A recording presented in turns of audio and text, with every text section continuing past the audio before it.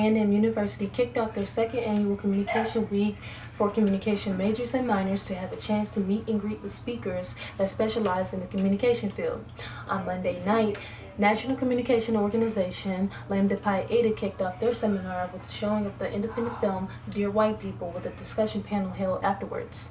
Panelists discussed race, sexuality, college experience, and many other subjects that corresponded with the film. Following that week, alumni J.O. Malone returned to his alma mater to speak to communication majors and minors regarding his HBCU experience. Being your own boss, as well as to promote his new independent film, H-Town, featuring rapper Mystical. Later that evening, Senior PR Director of TD Jakes Ministries, Kayla Adams also returned to her alma mater to speak about her career in public relations system and to manage success. In the midst of communication on Friday, Emmy and NAACP award-winning broadcast journalist Ed Gordon visited Prairie View's campus to speak to communication majors and minors in regards to his future success with journalism and broadcasting. Mr. Gordon opened up about his experiences within his career and his interviews with O.J. Simpson, President Bill Clinton, Sidney Poitier, the late Tupac Shakur, and the late Whitney Houston.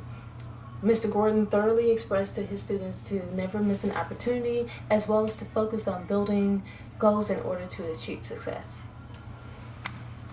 I asked this of the kids earlier. Be honest. You all be honest with me today? Yes. Yes. Who's trifling? Right? A little bit. Who can be lazy? Yeah. Here's the reality, guys. If you're trifling and you know it, shame on you.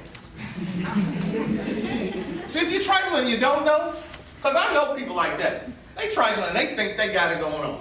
They don't know. They really don't know. But if you're trifling and you know it, shame on you.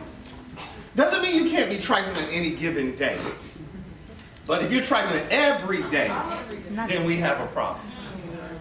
So as you raise your hand, I want you to start thinking about that, because this life, your life, so let me take you to my career.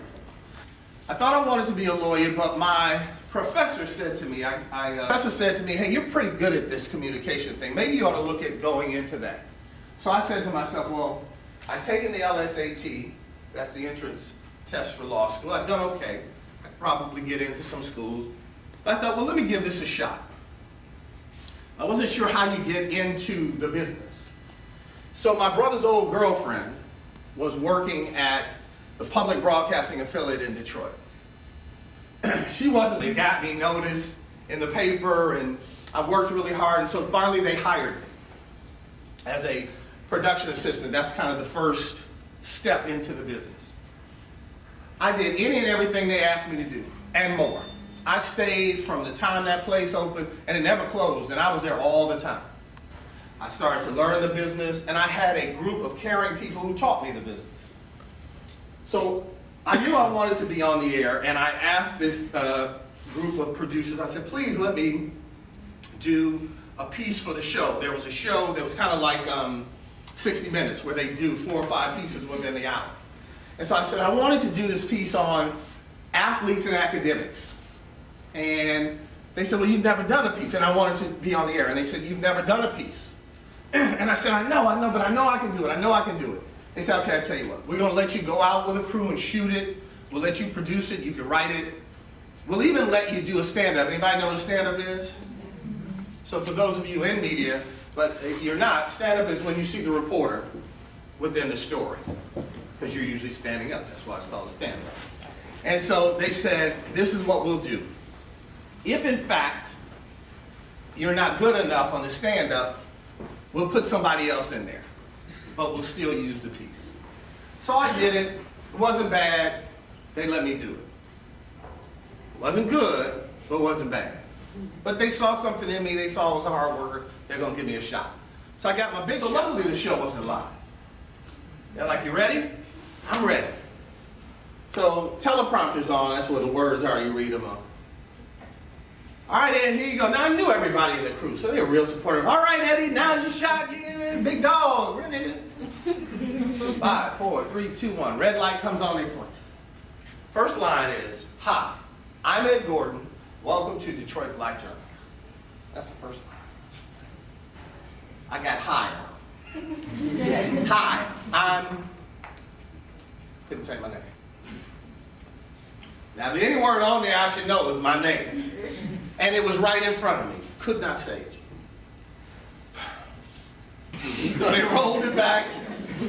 Let's do this. 5, 4, 3, 2, 1, red light comes on. I got through the show. And that's really how it started for me. I tell you that story to say to you, you never know when your opportunities come. Ever. Ever. So the only thing you can do is be ready for your opportunity.